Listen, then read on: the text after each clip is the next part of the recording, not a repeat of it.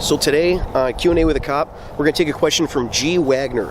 And G. Wagner asks, what is your biggest fear on the job? Getting shot, stabbed, burnt alive in your car, and then he goes on to say several other things that are really descriptive.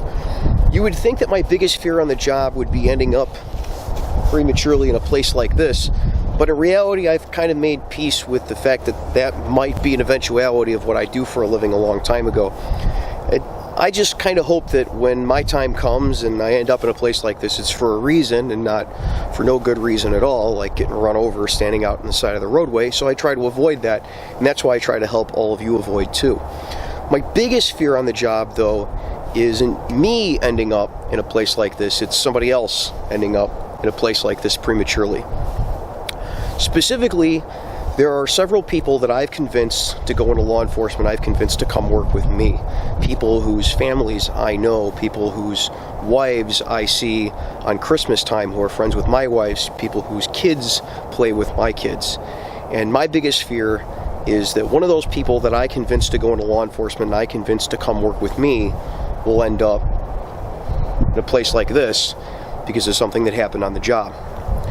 My other biggest fear is someone ending up here who I trained because I forgot to tell them something or I didn't do a very good job, which is why I take this seriously.